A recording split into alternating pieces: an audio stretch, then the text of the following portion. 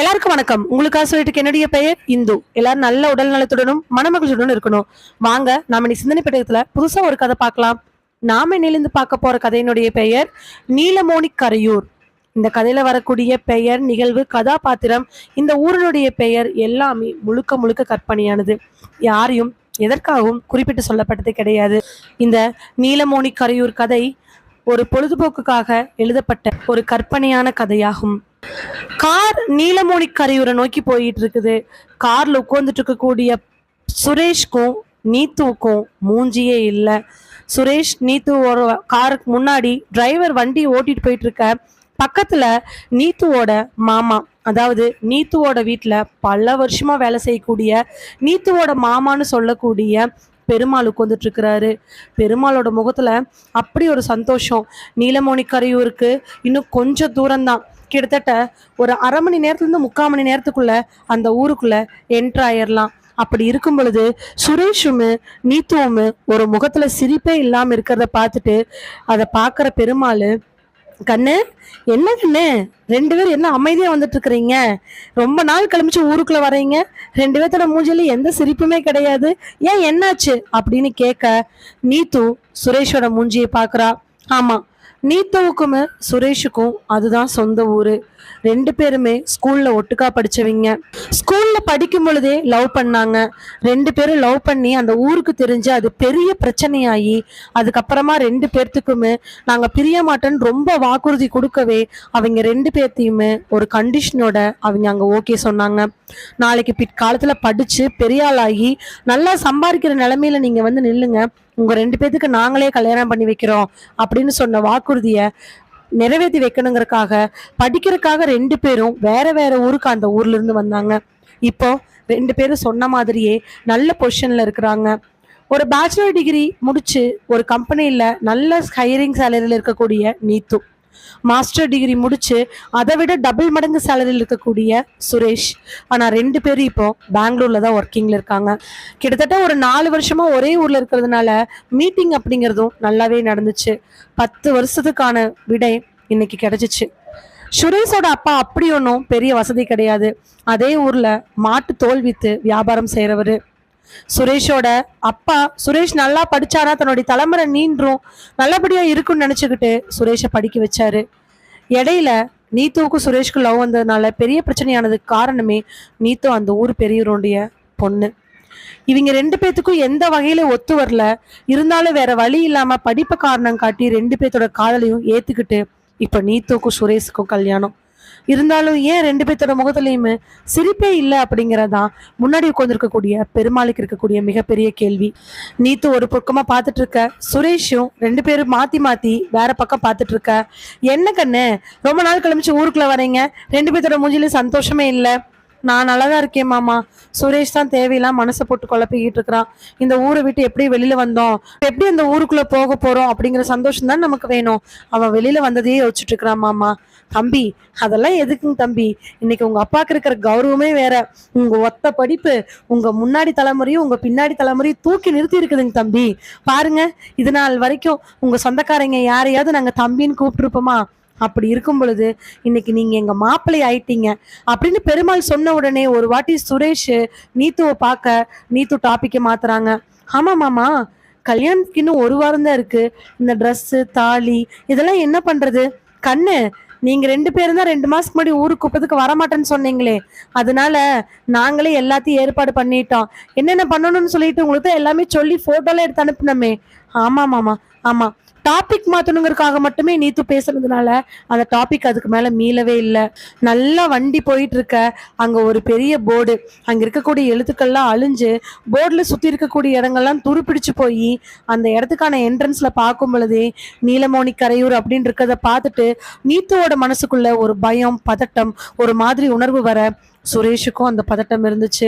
கரெக்டா 4 மணி அவங்க அந்த இடத்த நெருங்க நெருங்க இருண்டுகிட்டு வந்து மழை வர மாதிரி தெரியுது. உடனே டக்குன்னு பெருமாள், பாருங்கன்னு, மாசம் என்ன மாசம், வானம் எப்படி இருண்டுட்டு வருது, எங்க தங்கப்பிள்ளை ஊருக்குள்ள வரணும் அப்படிங்கும் பொழுது ஊரு மழையை பொழிய போதாட்டு இருக்குது அப்படின்னு சொல்லும் பொழுதே மேகமெல்லாம் நல்லா கருகு மூட்டமா வந்து நிக்க, அந்த இடத்துல மழை பொழியறதுக்கான எல்லா விதமான அறிகுறிகளும் வர, அந்த நீலமோனி கரையூர் அப்படிங்கிற இடத்துக்கு பக்கத்துல வரும் பொழுது டப்புன்னு ஒரு சத்தம்.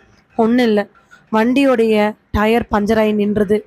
ஊருக்கு போறதுக்கான கரெக்டா ஒரு அடிக்கு முன்னாடி அந்த டயர் பஞ்சராகி நிக்கவே எல்லாரும் என்னன்னு பதட்டத்துல எட்டி பாக்குறாங்க. டிரைவரை பார்த்த பெருமாள், என்னப்பா என்னாச்சு? ஐயா, சத்தத்தை பார்த்தோம்னா ஏதோ வண்டி ஆயிடுச்சாட்டு இருக்குது. என்னப்பா இதே பிரச்சனையா போச்சு. நான் தான் சொல்றேங்கல்லங்க ஐயா, சின்ன பையல ஊரை சுத்தி ஏதாவது விளையாண்டு போட்டு வச்சிருக்கானுங்க. நம்ம கார் இந்த மாசத்துல மட்டும் 3 வாட்டிக்கு மேல இப்படி பஞ்சர் ஆகி போயிடுச்சு. என்ன பண்றது? சொல்லிட்டு வண்டியிலேருந்து இறங்க நீத்தும் சுரேஷும் மட்டும் காருக்குள்ளேயே இருக்கிறாங்க. பெருமாள் இறங்கி, கண்ணு இறங்கு வா, ஊருக்குள்ள எவ்வளவு வருஷம் கழிச்சு வந்திருக்கிற, வந்து பாரு வா அப்படின்னு சொல்ல, ரொம்ப நேரம் உள்ள இருக்க முடியாம சுரேஷ் முதல்ல வண்டியிலிருந்து கீழே இறங்குறாரு. சுரேஷ் இறங்கின உடனே பலத்த இடி ஒன்று இடிக்க, அந்த இடியோட சேர்ந்து நீத்துவும் கீழே இறங்குறா. இறங்கினவன் அந்த ஊரோட மண்ணில் கால் பட்ட உடனே ஒரு மாதிரி உணர்வை என்னமோ மாதிரி உணர்றா. அதுக்கப்புறம் சுற்றி இருக்கக்கூடிய இடங்கள் எல்லாத்தையும் சுற்றி பார்க்க ஆரம்பிக்கிறா. பார்த்து முடிச்சதுக்கு அப்புறமா திடீர்னு அவ கண்ணுக்கு ஒரு பெரிய மரம் தெரியுது. அந்த மரத்தை பார்த்துட்டு 2 மரத்தை எட்டி வைக்க, கண்ணு அந்த பக்கம் வேண்டாம் சாமி அப்படின்னு சொல்ல, பெருமாளோட பேச்சை கேட்டுட்டு திரும்பி பார்த்தவன், மாமா அந்த மரத்துக்கு பக்கத்துல என்ன 2-3 கட்டடம் வந்திருக்குது, ஆனா அந்த இடம். ஆமாங்கண்ணு, அந்த இடம் சுடுகாடு தான். ஆனால் இப்போ அங்கே பக்கத்தில் வெளியூர்காரவங்க வளைச்சி போட்டு 2-3 கட்டடம் கட்டிட்டாங்க. தொழில்பேட்டை கட்டும் பொழுதே நாங்கள் வேண்டான்னு சொன்னோம். ஆனால் நாங்கள் பட்டறை வச்சுக்கிறோம், அதை பண்ணுறோம் இதை பண்ணுறேன்னு சொன்னாங்கன்னு அப்பா வச்சு மீறி பண்ணினாங்க. கட்டி ஒரு 10-15 நாள்லையே அந்த இடத்துல வியாபாரம் மூடல. வேலைக்கு வந்தவங்களுக்கு என்னென்னமோ மாதிரி நோய் வந்து அங்கேருந்து அந்த இடத்துல இருந்து போயிட்டாங்க. அதுக்கப்புறம் வெளியூர்காரங்களை கான்ட்ராக்டில் பிடிச்சிட்டு வந்து வச்சாங்க. 2-3 சாவு விழுந்துச்சு, அதுவும் போயிருச்சு. கட்டடம் கட்டி முடிச்சு 3 மாசத்துல 4-5 சாவு, வந்தவங்களுக்கு நோய், ஏதேதோ பயம். நைட்டு வாட்ச்மேன் கண்டதையும் பார்த்தாருன்னு சொல்ல, எடை எங்கே கட்டுச்சுன்னு அலாசி பார்க்கும் பொழுது சுடுகாட்டு மேலே கட்டுச்சுன்னு தெரிஞ்சிருச்சு. அதனால போயிட்டாங்கன்னு. இடம் அப்படியே கிடக்குது. அதனால அங்கே யாரும் போகிறது கிடையாது. முன்னாடியாவது அது வெறும் சுடுகாடாக இருந்துச்சு, எந்த பயமும் இல்லாமல் சுடுகாடு தாண்டி அவன் பாட்டுக்கு போயிட்டு இருந்தான். இப்போ அந்த இடத்துல இதெல்லாம் நடந்ததுனால ஊர் மக்கள் அந்த பக்கம் போகிறதுக்கு பயப்படுறாங்க கண்ணு அப்படின்னு சொல்லும் பொழுதே திடீர்னு, ஐயா அப்படின்னு டிரைவர் கூப்பிட, என்னப்பா வேற ஸ்டெப்னி இல்லைங்க ஐயா, போன வாட்டி ஆகும்போதே மாற்றிட்ட மாட்டிருக்குது. ஊருக்குள்ளே போகணுன்னா ஆட்களை வர சொல்லி தான் வேலை செய்யணும். சரி போன பண்ணி வர சொல்லு ஐயா, வேலை செய்யறதுக்கு 2 மணி நேரம் ஆகுங்க, நீங்க வேற வண்டி வர சொல்லி எப்படியாவது போய்க்குங்க ஐயா அப்படின்னு சொன்ன உடனே சலிச்சுக்கிட்ட பெருமாள் தன்னோட பாக்கெட்ல இருந்து போனை எடுத்து ஆளை வர சொல்ல, கிட்டத்தட்ட 3/4 மணி நேரத்துக்கு அப்புறமா வேற ஒரு வண்டி வந்து அந்த வண்டியில போறாங்க. அந்த இடத்த விட்டு கிளம்பும் பொழுது அந்த சுடுகாட்டு இடத்த மட்டும் நீத்து நல்ல ஒரு வாட்டி உத்து பாக்குறா. வண்டி ஏறியுமே நீத்து அந்த இடத்த மட்டும் நல்லா உத்து பார்த்துட்டு இருக்க. சுரேஷ் நீத்து பார்த்து, ஏய் என்ன அங்கேயே பாக்குற? இல்ல மாமா சொன்னது ஒரு மாதிரி இருந்துச்சு, அதனால தான் பார்த்தேன் அப்படின்னு சொல்ல, சரி பரவாயில்ல ஊர் வந்துருச்சு. ஊருக்குள்ள போன உடனே சுரேஷோட மனசுக்குள்ள இருந்த காயங்கள் வடுக்கள் எல்லாத்துக்கும் பதில் கொடுக்குற மாதிரி நீத்துவோட வீட்டில் இருக்கிறவங்க எல்லாம் அப்படி ஒரு மரியாதையை கொடுத்தாங்க. இந்த ஊர்ல நீத்துவோட விஷயம், சுரேஷோட காதல் விஷயம் வெளியில வரும் பொழுது பட்ட அவமானங்கள், கேட்ட கேள்விகள், பேசின வார்த்தைகள் எல்லாத்தையுமே தாங்கிட்டு தான் சுரேஷ் எப்படியாவது படிச்சு முடிக்கணும்னு போனாங்க. ஆனா இப்ப அவங்களாம் நடந்துக்கிறத வச்சு பார்க்கும் பொழுது சுரேஷுக்கு ஒரு பெரிய நம்பிக்கையுமே அந்த மருந்து காயத்துக்கானதாகவும் இருந்துச்சு. இதுக்கப்புறமா அந்த ஊருக்குள்ள சடங்குகள் சம்பிரதாயங்கள் எல்லாமே நடக்க நைட்டு தடபுடலான விருந்து. 2 பிரிவினர்களும் ஒரே இடத்துல இருந்து கல்யாணத்துக்கான ஏற்பாடுகள் செய்ய இது நீத்துவோட மனசுக்குமே சுரேஷோட மனசுக்குமே ஒரே இதமா இருந்துச்சு. அப்பதான் நீத்துவுக்கான சடங்குகள் செய்யறதுக்கு எல்லா ஏற்பாடுகளும் செஞ்சிட்டு இருக்கிறாங்க. சடங்குகள் முடிஞ்சு சுரேஷோட வீட் சைட்ல இருந்து ட்ரெஸ்ஸை கொடுக்க அதை வாங்கிட்டு நீத்து சேஞ்ச் பண்றதுக்காக தன்னோட ரூமுக்குள்ள போறா. நீத்து கூட ஹெல்ப் பண்றதுக்காக 2 பேரும் போக, இல்ல நானே பார்த்துக்கிறேன், எனக்கு எந்த பிரச்சனையும் இல்லை அப்படின்னு சொல்ல, நீத்து ட்ரெஸ் மாற்றுறதுக்காக உள்ளே போய் கதவை லாக் பண்ணுறா. ஜன்னலை லாக் பண்ணலாம் அப்படின்னு சொல்லிட்டு லாக் பண்ண போகும் பொழுதுதான் பின்னாடி பக்கத்தில் வீட்டு வேலை செய்கிறவங்கள பார்க்குறா. அங்கே ஒரு அம்மாவை பார்க்குறா. பார்த்த உடனே நீத்துவுக்கு அந்த அம்மாட்ட பேசணும்னு இருக்குது. ஆனால் எப்படி பேசுறது, என்ன பேசுறதுன்னு சுத்தமாக தெரியல. 2-3 நிமிஷம் மனசுக்குள்ள ஏற்பட்ட பல கேள்விகளுக்கு பின்னாடி நீத்து அந்த அம்மாட்ட பேசலான்னு சொல்லிட்டு ரூமை விட்டு வெளியில வர, நீத்துவோட அத்தை ஒருத்தைங்க, கண்ணு துணி மாத்து, அடுத்து சீர் இருக்குது, மாப்பிள்ளை வீட்டுல இருந்து சீர்வனை வந்துட்டு இருக்கிறாங்க, மணி ஆகுது பாரு, மணி இப்பவே 8:30 ஆயிடுச்சு, என்னைக்கு சீரை முடிஞ்சு சோத்து திங்கிறது, இருங்க தவற சொல்லிட்டு பின்னாடி போக அங்க பாத்திர கழுவிட்டு இருக்கக்கூடிய அம்மாட்ட போய் உட்கார்றா. பார்வதிமா, பார்வதிமா, கண்ணு என்ன கண்ணு இங்க வந்திருக்கிறீங்க? எந்திரிச்சவங்க பயந்து நடுங்கி பக்கத்துல நிக்கிறாங்க. நல்லா இருக்கீங்களா? நான் நல்லா இருக்கேன் கண்ணு. ஏன் கண்ணு? உங்களை பார்க்க தான் வந்தேன். எப்படி இருக்கீங்க? நான் நல்லா இருக்கிறேன் கண்ணு. நீங்க மட்டும்தானா அம்மா? ஆமாங்கண்ணு, நான் மட்டும்தான் இருக்கிறேன். ஏங்கண்ணு? இல்லை கேட்டம்மா. சாப்பிட்டீங்களா? ஆ, சாப்பிட்டேங்கண்ணு, சாப்பிட்டேன். அவங்க என்னமோ பயந்து பதில் சொல்ல நீத்து போய் பேசுறத பார்த்த இன்னொருத்தர், ஏ பார்வதிமா, ஐயா வேலையை பாரு. சரிங்கம்மா. ஐயா திட்டுறாங்கம்மா, நீங்க போங்க அப்படின்னு சொன்ன உடனே அங்கிருந்து வந்துடுறா. துணியெல்லாம் மாத்திட்டு சடங்கெல்லாம் பண்ணதுக்கு அப்புறமா நைட்டு ஒரு 9:30 மணியாட்டு இருக்கும் பொழுது நீத்துவுக்கு ஃபோன் வருது. ஃபோனை எடுத்து பார்க்க அன்னோன் நம்பர்லேருந்து கால் வருது.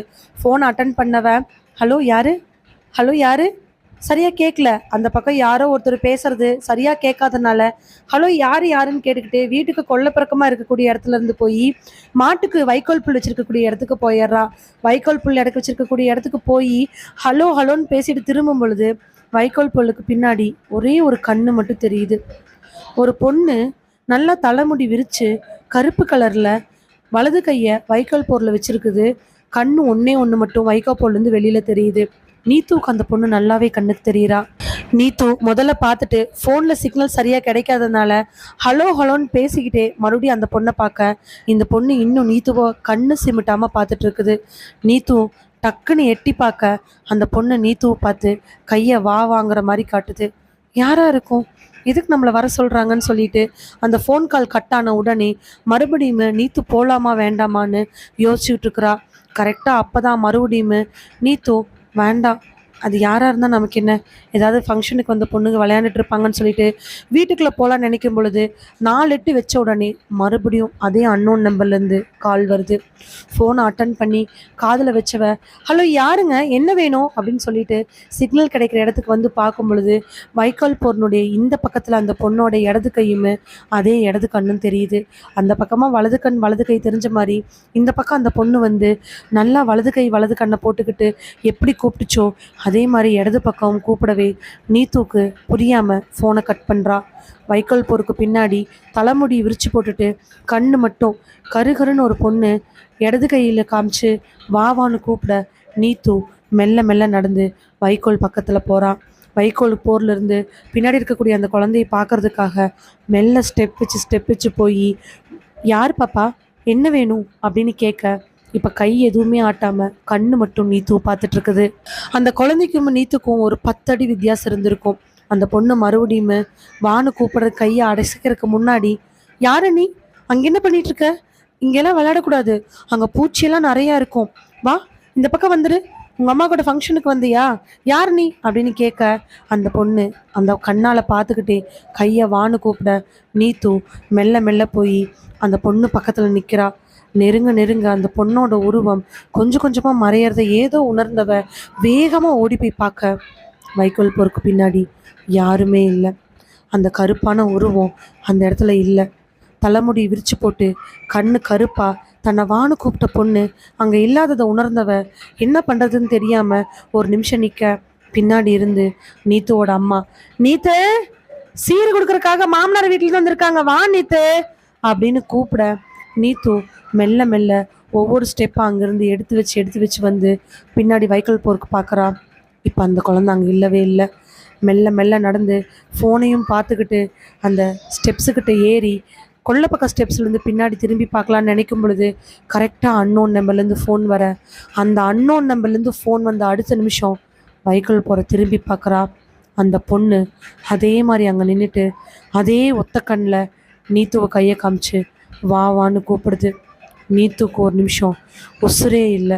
ஃபோன் கால் வர அந்த பொண்ணு வான்னு கூப்பிட என்ன பண்ணுறதுன்னு தெரியாமல் நீத்து அந்த இடத்துல அப்படியே நின்றுட்டுருக்கிறா. ஏய் பார்வதி, ப்ளீஸ் டி நில்லுடி, நான் சொல்றத கேளுடி.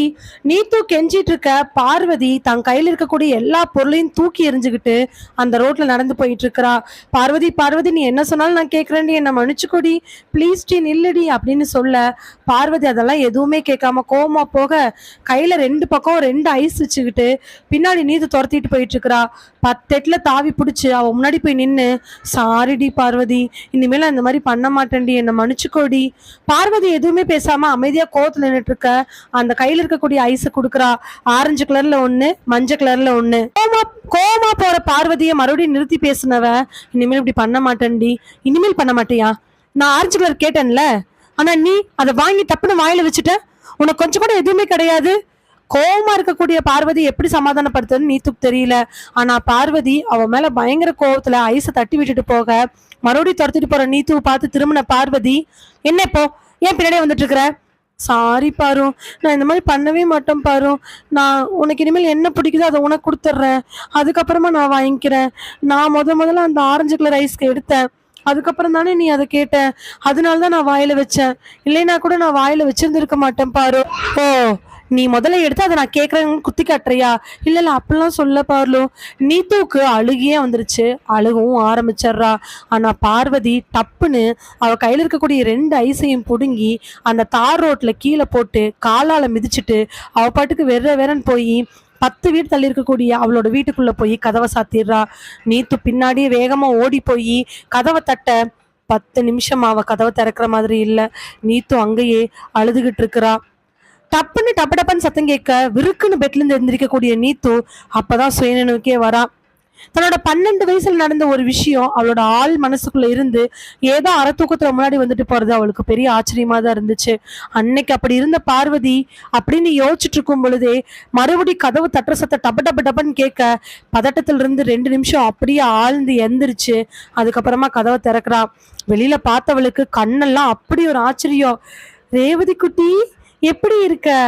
ஒரு 8ல இருந்து 9 வயசு இருக்கக்கூடிய பொண்ணு ரெட்டச்சட்டை போட்டுக்கிட்டு நல்லா பட்டு பாவாடையெல்லாம் போட்டுக்கிட்டு முன்னாடி நிக்கிறத பார்த்துட்டு, ஏய் எப்படி இருக்க?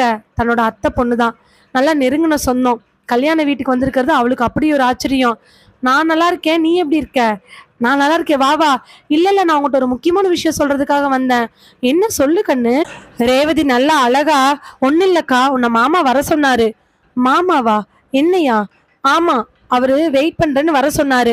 அப்படியா, இரு வரேன் சொல்லிட்டு மொபைல் எடுத்து சுரேஷ்க்கு ஃபோன் பண்ணலாம் அப்படின்னு சொல்லிட்டு நீத்து ஃபோனை எடுத்து பார்த்தா சுத்தமா சிக்னல் கிடையாது. சிக்னல் இல்லாத இடத்துல எப்படி பேசுறதுன்னு சொல்லிட்டு 2-3 வாட்டி ட்ரை பண்ணி பார்த்துட்டு சிக்னல் கிடைக்காதனால ஃபோனை கீழே வச்சுட்டு மணியை பார்க்குறா. மணியை பார்த்தா மணி அதுல 8:30 மணின்னு காட்டுது. நைட்டு 8:30 மணிக்கு கல்யாணமாக போற பொண்ணு இப்படி வெளியில போனானா ஏதாவது பிரச்சனை வந்துடும் அப்படின்னு ஊருக்குள்ள வந்த உடனே கேள்விப்பட்ட இந்த வார்த்தைகள்னால தான் வீட்டை விட்டு போறதுக்கு தயங்கினவ, நாம பெங்களூர்ல இருந்தோம், நமக்கு எதுக்கு இந்த தேவையில்லாத இதெல்லாம், நம்ம கம்முன்னு போவோம் அப்படின்னு சொல்லிட்டு மறுபடியும் ஃபோன் எடுத்து சுரேஷுக்கு பண்ணலாங்கும் போது சுத்தமா சிக்னல் இல்லை. எங்க போக சொன்னதுன்னு தெரியாம மறுபடியும் அந்த பொண்ணு ரேவதியை தேடி கண்டுபிடிச்சு, மாமா எங்க வர சொன்னாங்க? நீங்க எப்பவுமே மீட் பண்ணுவீங்களா, அங்க வர சொன்னாங்க. ஆமா, ஸ்கூல்ல 2 பேரும் முதல்ல லவ் பண்ண ஆரம்பிச்சிருந்து இப்ப வரைக்கும், இல்ல இந்த ஊரை விட்டு போற வரைக்கும் எந்த இடத்துல மீட் பண்ணாங்களோ அதே இடத்துல போகணும்னு சொல்லிட்டு போறாங்க. அது ஒன்றும் இல்லை, நீத்துவோட பெரியப்பா தோட்டம் தான். பெரியப்பா தோட்டத்துல ஒரு சின்னதா ஒரு குட்டி குளம். அந்த குளம்ங்கிறது தண்ணி எப்பவுமே இருந்துகிட்டு இருக்கும். அதை சுத்தி ஒரு புறத்துல தேங்காய் தோட்டம், இன்னொரு புறத்துல நடுவுல வாழை தோட்டம், காய்கறி கீரையும் போட்டு வச்சிருந்துருப்பாங்க. அந்த பக்கமா பேசிக்கிட்டே நிறைய காய்கறிகள் எல்லாம் பொறிச்சிட்டு நீத்து வந்தது காலங்களும் உண்டு. மறுபடியும் அந்த இடத்துக்கு இப்ப வர சொன்னது பெரிய ஆச்சரியம் தான். ஆனா இருட்டுல அந்த இடம் ரொம்ப ஒரு மாதிரி இருக்குமே, அப்படி இருக்கும்போது சுரேஷ் ஏன் அங்க வர சொன்னாரு அப்படின்னு சந்தேகத்துல அவ பாட்டு கிளம்புறா. இப்ப என்ன விஷயம்னா, யாருடைய கண்ணுக்கும் படாம போகணும். கிட்டத்தட்ட வீட்டுல இருந்து வெளியில வர்றதுக்கு 5 நிமிஷம் தானா, யாருடைய கண்ணிலையும் படாம வர்றதுக்கு ஒரு 20 நிமிஷத்துக்கு மேல ஆயிருச்சு. ரோட்ல இறங்குனவ அப்படி இப்படி எல்லா வீட்டு சந்து பந்துக்குள்ளேயும் யாரு கண்ணிலையும் மாட்டாம கரெக்டா ஒரு 1/2 மணி நேரத்துக்குள்ள அவங்க எப்பவுமே மீட் பண்ணக்கூடிய இடத்துக்கு போய் நிக்கிறா. அந்த குளத்தை பாக்குறா. அவளுக்கு நிறைய விஷயங்கள் ஞாபகத்துக்கு வர ஆரம்பிக்குது. அடிக்கடி நிறைய கசப்பான விஷயங்களும் ஞாபகத்துக்கு வர ஆரம்பிக்குது.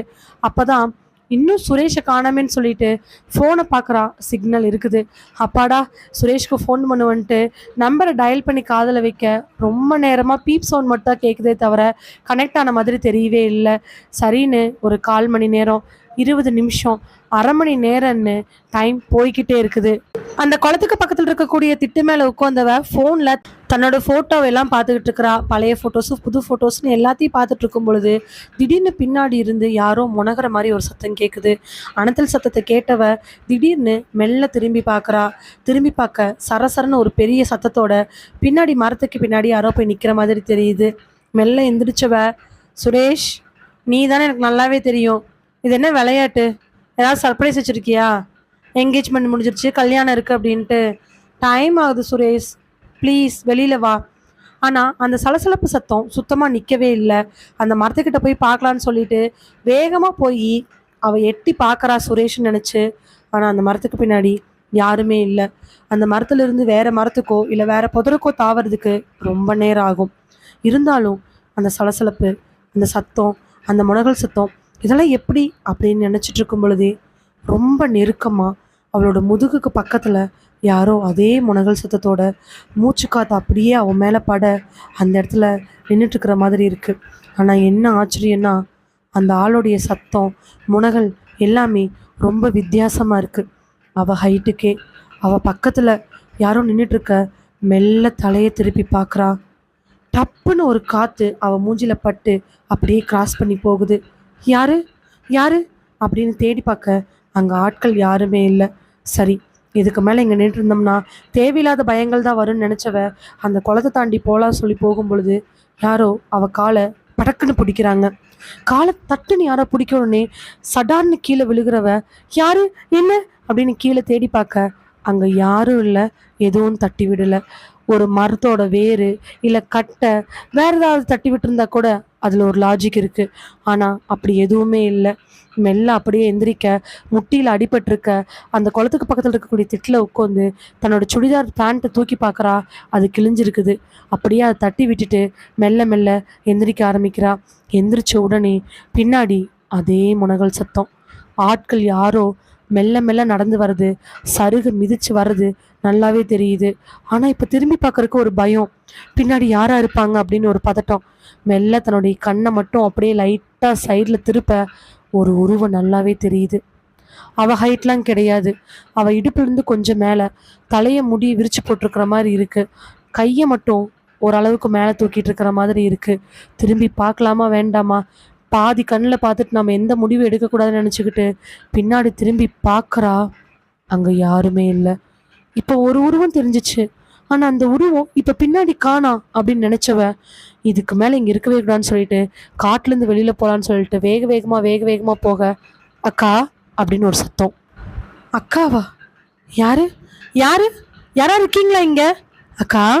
மறுபடியும் அக்கா அப்படிங்கிற சத்தம் கேட்க சுற்றி முத்தியும் பார்க்குறா. ஒரு தென்னை மரத்துக்கு பின்னாடி நல்லா கருகருன்னு ஒரு பொண்ணு, கண்ணு மட்டும் தெரியுது, முடி விரிச்சு போட்டுக்கிட்டு. அந்த பொண்ணை பார்த்த உடனே ஈரக்கொலையே நடுங்க ஆரம்பிச்சிருச்சு. வைக்கோ போருக்கு பின்னாடி பார்த்தா அதே பொண்ணு, அதே கருப்பா, தலைமுடி விரிச்சு போட்டு கையை மேலே தூக்குது.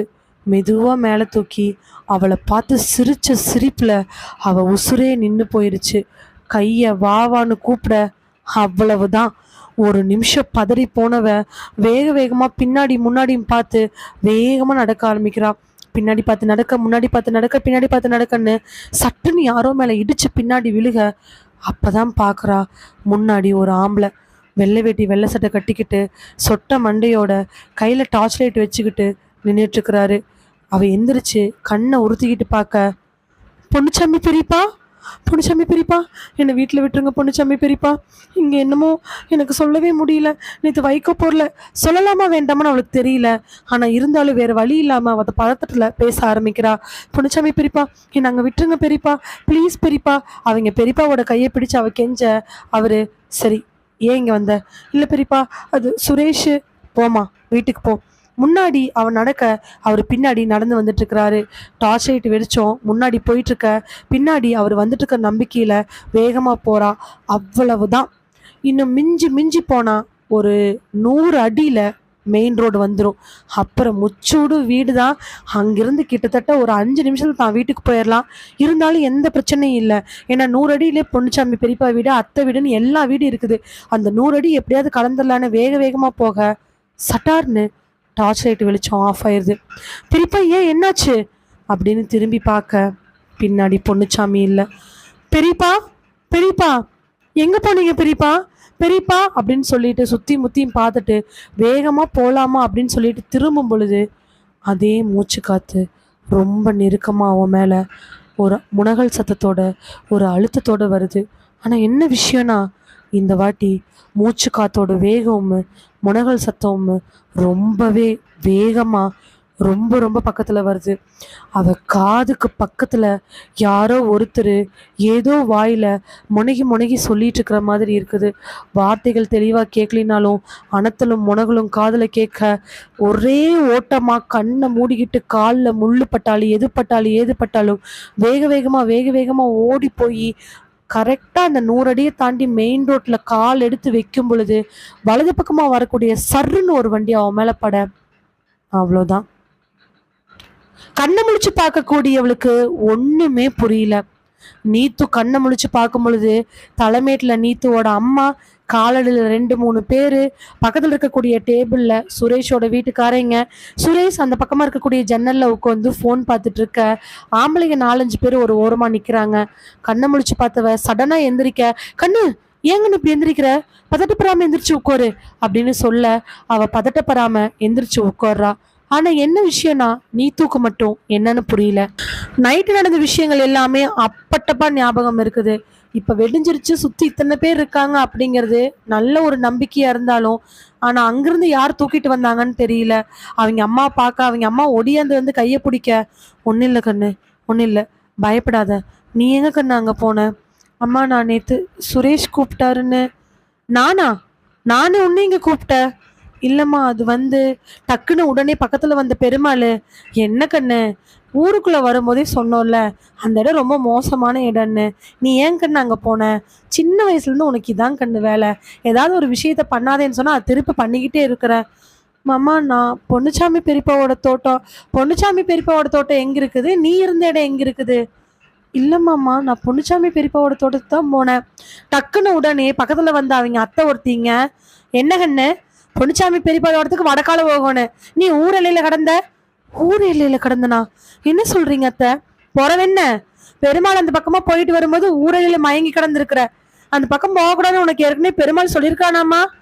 ஆமாத்த சொல்லியிருக்கிறாரு, ஆனா நான் போனது இங்க பாருங்கண்ணு, ஏற்கனவே அங்க பற்ற போட்டவங்க எல்லாம் ஒன்றும் முடியாம போயிட்டாங்க. வயசு பிள்ளையா இருக்கிற இந்த நாகரீகத்தெல்லாம் கத்திருப்ப அப்படின்னு நினைச்சு பார்த்தா இன்னும் பாரின்லேருந்து வந்தவளாட்ட பெங்களூர்லேருந்து தானே வந்த, பழக்க வழக்கம் தெரியாத நம்ம ஊருது.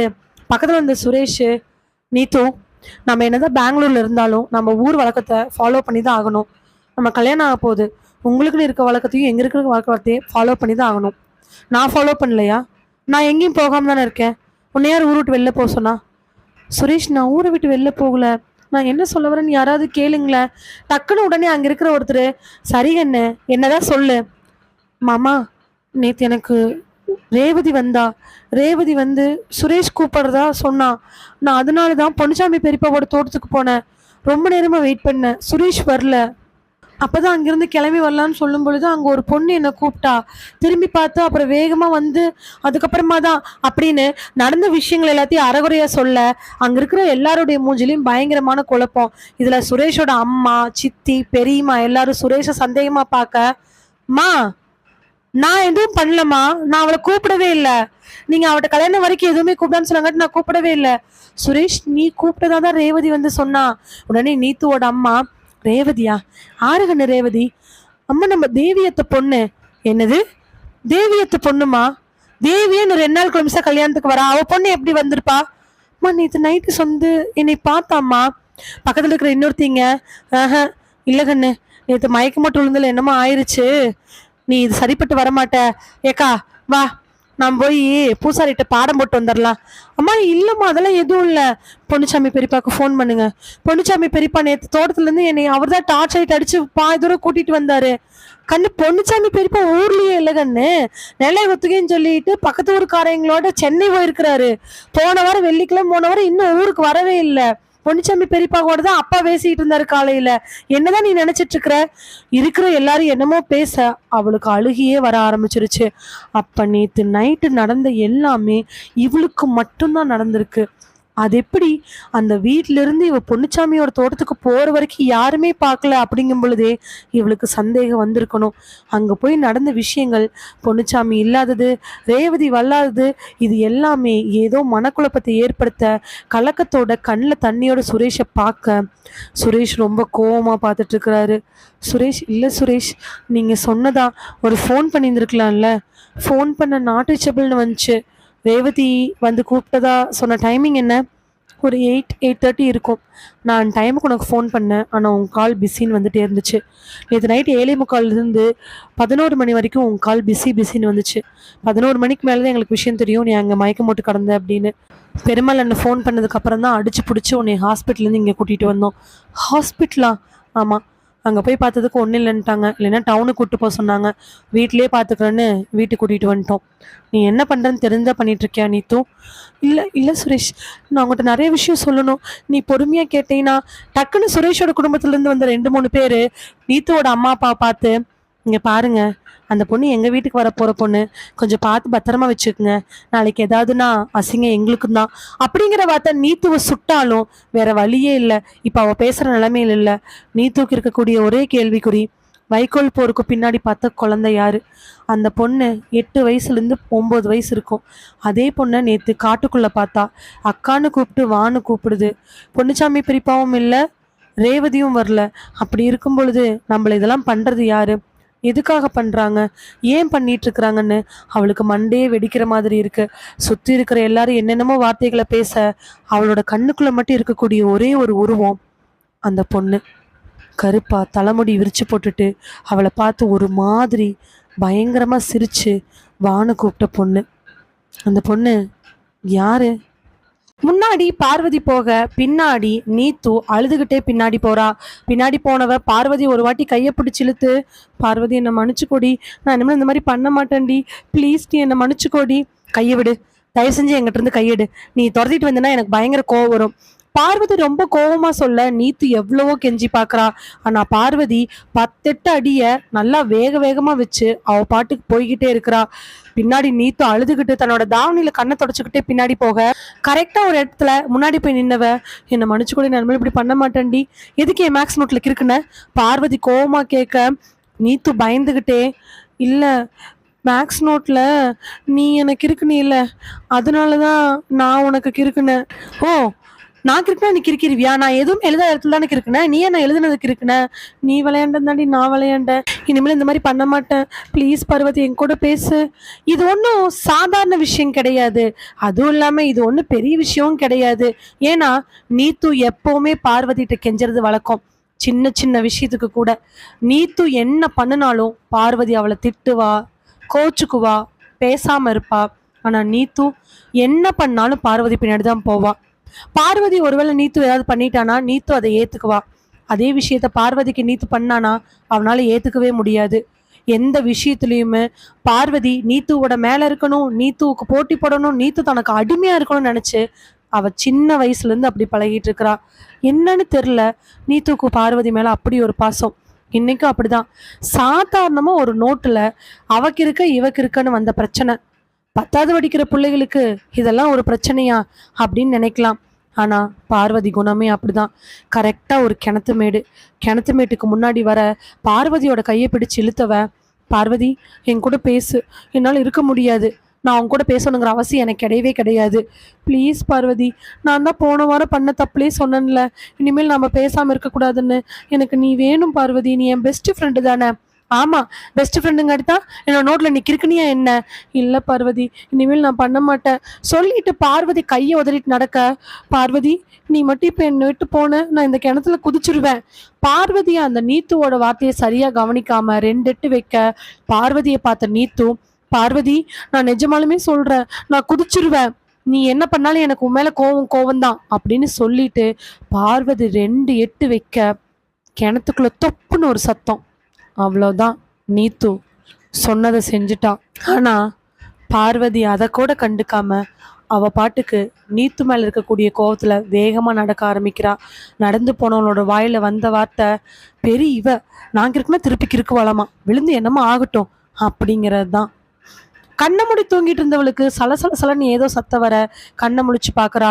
கண்ணை முழிச்சு பார்த்தாலும் மனசுக்குள்ள அப்படி ஒரு வேதனை, அப்படி ஒரு வருத்தம். காரணம் வந்த நினைவு தான். தூங்கிட்டு இருக்கும் பொழுது அவளுக்கு வந்து இந்த நினைவை நினச்சிக்கிட்டு அப்படியே பெட்லேருந்து எந்திரிச்சு உட்கார்றா. மணியை பார்க்குறா. சாயங்காலம் 5:45 இருக்குது. எந்திரிச்சு ரெஸ்ட் ரூமுக்கு போய் ஃபேஸ் வாஷ் பண்ணலான்னு சொல்லிட்டு எந்திரிக்கும் பொழுது வீட்டு கொல்லை பக்கத்தில் ஏதோ ஒரு பேச்சு சத்தம் கேட்குது.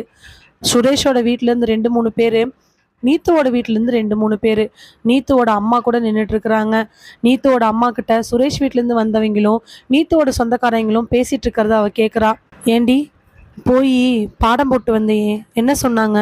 ஒன்றும் சொல்லலை, புள்ள அந்த இடத்துல கடந்துச்சுன்னு சொன்னோம், பாடம் போட்டாங்க, அப்புறம் ஒன்றும் ஆகலை. நீத்துவோட அம்மா சொல்லி முடிச்ச உடனே சுரேஷ்க்கு நெருக்கமான சொந்தக்காரங்க 2 பேர், இல்லைக்கா நான் சொல்கிறத கேளுங்க, அங்கே மாப்பிள்ளை வீட்டு சைடில் இருக்கிறவங்கள பயப்படுறாங்க. புரியுது கண்ணு, எதுக்காக பயப்படுறாங்கன்னு. ஒரு 2-3 வருஷத்துக்கு முன்னாடி நம்ம பரிமிளா அங்கே தானே மயக்கம் போட்டு விழுந்தா, அதனால தானே. அதாக்கா, பரிமிளா வயிற்றில் 3 மாசமாக இருக்கும்போது அங்கே மயக்கம் போட்டு விழுந்தா. அதுக்கப்புறம் குழந்தை கலைஞ்சிச்சு. அதுக்கப்புறம் குழந்தை செத்து பிறந்துச்சு. அதுக்கப்புறம் குழந்தையே பிறக்காமல் போயிடுச்சு. அவ்வளோ உருசுன்னு ஊரை விட்டு போயிட்டாங்க. அதனால நீத்து அங்கே விழுந்து கிடந்ததுனால பயப்படுறாங்க. புரியுதுப்பா, ஆனால் நான் தான் பாடம் போட்டுட்டு வந்துட்டேனே, எந்த பிரச்சனையும் இல்லை. பாடம் போட்டாலும் பிள்ளைக்கு இன்னும் காய்ச்சல் இறங்கலையல்லக்கா, அதனால ஊர் சொன்ன என்னென்னமோ பேசிகிட்டு இருக்குது. சரி கண்ணு, பிள்ளையும் மாப்பிள்ளையும் வெளியூரில் படித்து வெளியூரில் வேலை செய்கிறவங்க, அவங்களுக்கு இதுலலாம் நம்பிக்கை இருக்காது. நாம் அப்புறம் பேசிக்குவோமே, எதுக்கு தேவையில்லாமல் பிரச்சனையை கிளறிட்டு இருக்கணும்? அந்த பிரச்சனையை பேசினோம்னா ஊர் 2-3 பேச ஆரம்பிச்சிரும். நீத்துவோட அம்மா சமாதானப்படுத்திட்டு இருக்க நீத்துவுக்கு அவ்வளோ கோவம் வருது. நான் போனது பொன்னுச்சாமி பெரியப்பா காட்டுக்கு, ஆனால் எப்படி அங்கே கடந்துன்னு தெரில. ஆனால் இதையெல்லாம் ஏன் இவ்வளோ பிரச்சனையை பேசிட்டு இருக்கிறாங்க? சுரேஷ் எல்லாம் கேட்க மாட்டாரா? சுரேஷ் வீட்டில் இவங்களாம் இப்படி பேசுறாங்கன்னா சுரேஷ் அங்கே தான் இருப்பாருன்னு பயங்கரமான கோவத்தில் அவள் கரெக்டாக இருக்க அவளோட ரூமை திறந்துக்கிட்டு சின்ன பசங்க வேகமாக ஒடியாடுறாங்க. ஒடியாந்தவங்க அங்கே ஒளிய இங்கே ஒளியன்னு போக இவ ரெஸ்ட் ரூமில் போய் தன்னோட மூஞ்சியெல்லாம் கழுவிட்டு வெளியில் வரா. குட்டி பசங்க ஓடிட்டு இருக்கிறத பார்க்க எல்லாத்தையும் மறந்துட்டு அவங்கள ஒரு நிமிஷம் ரசிச்சு பார்த்துட்டு இருக்க கரெக்டா ஒரு குட்டி பொண்ணு உள்ள வருது. நீத்துக்கா, எங்கக்கா, யாராவது வந்தாங்களாக்கா? நீத்து ஆமான்னு தலையாட்ட எல்லாரும் பீரோவுக்கு பின்னாடி கட்டிலுக்கு கீழே ஒளிஞ்சிட்டு இருப்பாங்கன்னு நினச்சிக்கிட்டு ஆமான்னு தலையாட்டுறா.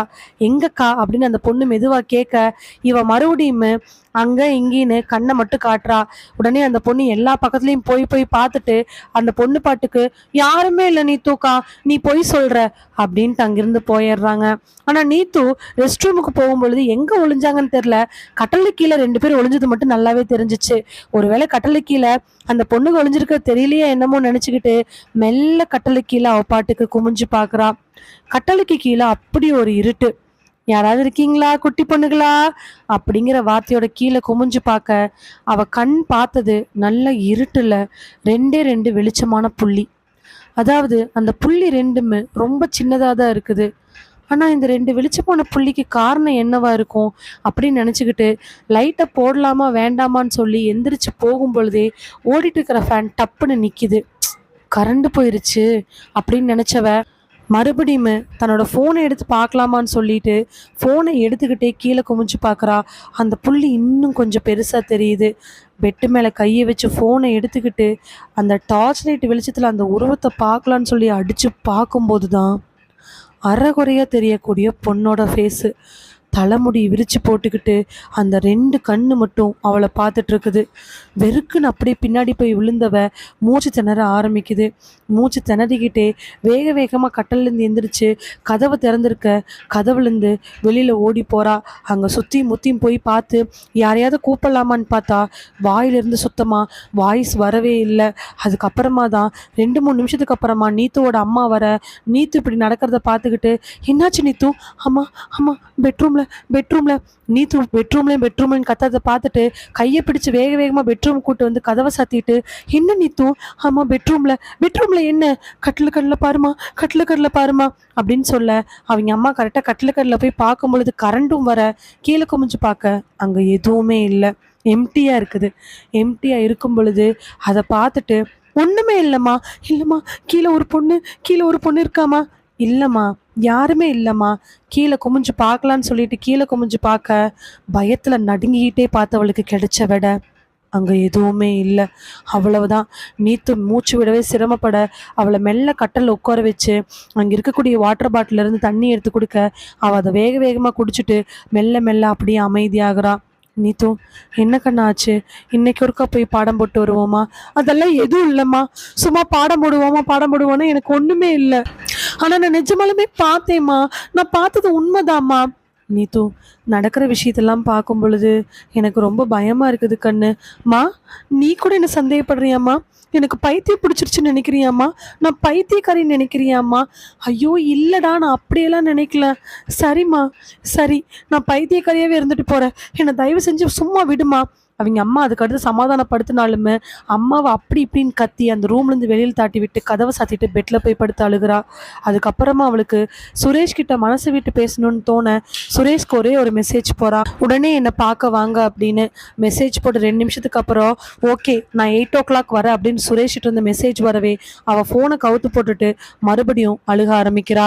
கொல்லப்புறத்துல சாணி அள்ளிட்டு இருக்கக்கூடிய பார்வதி அம்மாவை பார்த்து அங்க இருக்கக்கூடிய நீத்துவோட அப்பா, ஏய் பார்வதிமா, ஐயா சொல்லுங்க ஐயா, என்ன பண்ணிட்டு இருக்கிற? சாணி அள்ளி போட்டுட்டு இருக்கிறேங்க ஐயா. அங்க துவைக்க சொன்ன துணியெல்லாம் அப்படியே கிடக்குதே. ஐயா இதை போறேங்க ஐயா. போறியா? ஏன் அப்படியே பண்ணிருக்க மாட்டியா நீ? ஐயா அது போறேங்க ஐயா. சும்மா எப்ப பார்த்தாலும் நின்றுகிட்டே இருந்துட்டு இருக்கிற எல்லாத்துலயும் பிரச்சனை கொண்டாந்துக்கிட்டு போய் வேலையை பாரு அப்படின்னு சொல்ல போற வழியில நீத்துவோட பாட்டி கூட சோறு தின்னையா? இப்பதாங்கம்மா போயிட்டு வந்தேன். அதை மட்டும் நல்லா பண்ணிரு, என்ன வேற எதையுமே பண்ணிடாத அப்படின்னு சொல்ல அந்த அம்மா ஒரு மாதிரி சங்கடப்பட்டுக்கிட்டே அங்கே போகிறாங்க. எதுக்குள்ள வரக்கூடிய பெருமாள், ஏன் பார்வதிமா உனக்கு இந்த தேவையில்லாத வேலை, நீ வேற எங்காவது வேலைக்கு போகலாம், இல்லை ஊரை விட்டாவது போகலாம்ல, உனக்கு தான் இங்கே 1008 பிரச்சனை நல்லாவே தெரியுதுல்ல. தெரியுங்கண்ணு, ஆனால் என்ன பண்ணுறது, எங்கே போனாலும் இப்படி தான். ஆமாம்மா, எங்கே போனாலும் முதலாளியோட சொந்தக்காரங்க தான். நீ யார் வீட்லேயும் வேலை பார்க்க முடியாது, உனக்குன்னு குடும்பம் குட்டின்னு எதுவுமே இல்லை. அப்படி இருக்கும் பொழுது ஏன் நீ தேவையில்லாமல் இங்கே இருக்கிற, வேற ஊருக்கு போக வேண்டியதானே? கண்ணு, நீ சொல்கிறதுலேருந்தே நான் சொல்கிறேன், எனக்கு குடும்பம் குட்டின்னு எதுவும் கிடையாது. வயிற்றுக்கு இருந்தால் போது, தின்னுட்டு நான் பாட்டுக்கு என் வேலையை பார்த்துக்குவேன். ஆனால் நான் எங்காவது போனேன் அப்படின்னா அங்கே போய் புது இடத்துக்கு நான் இருந்து பழகி அதுக்கப்புறம் அங்கே நான் செத்து போனால் தூக்கி போடுறதுக்கு நாதி இல்லை. எங்கேயாவது பெரியப்பன் பையன் சித்த பையன் மாம்பையன் இருக்கிறாங்க, நான் செத்து போனால் கூட என்னை தூக்கி போட்டுருவாங்களே கண்ணு. ஏதோ இங்கே 4 திட்டு வாங்கினாலுமே சொந்த ஊரில் இருக்கிற இங்கிருந்து தெரிஞ்சவங்க மூஞ்சி பார்க்குற, அது மட்டும் இல்லை கண்ணு, நாங்கள் பண்ண தப்புக்கு நாங்கள் தானே தண்டனை அனுபவிக்கணும். அதுவும் சரிதான், உன் பெத்த உள்ள பண்ண தப்புக்கு நீ தண்டனை அனுபவிக்க வேண்டியதான். போ ஐயாவோட கோவமும் ஐயாவோட அம்மா கோவமும் அதான். சரி, தெரிஞ்சு நீ அனுபவிக்கிற, பரவாயில்ல போ அப்படின்னு சொல்ல பார்வதி அம்மா கண்ணில் வந்த கண்ணீர் தண்ணி தொடச்சிக்கிட்டு அவங்க வாட்டுக்கு போறாங்க. நைட்டு தன்னோட செல்போனை எடுத்து பார்க்குறா. மணி 8ன்னு தெரியுது. சுரேஷ் இன்னும் வராமல் இருக்கிறது அவளுக்கு அவ்வளோ ஒரு கோவமா இருக்குது. வேகமாக சுரேஷோட நம்பருக்கு டயல் பண்ணி காதில் வச்சு ரிங்கு போய் 2வது செகண்ட் அட்டன் பண்ணவே, எங்க இருக்க? வீட்டில் தான் இருக்கேன். எப்போ வருவ? வந்துருவேன், ஏன் கத்துற? நான் தான் வான்னு சொன்னேன்ல, 8 மணிக்கு வரேன்னு சொன்ன, ஏன் லேட் பண்ணிட்டு இருக்கிற?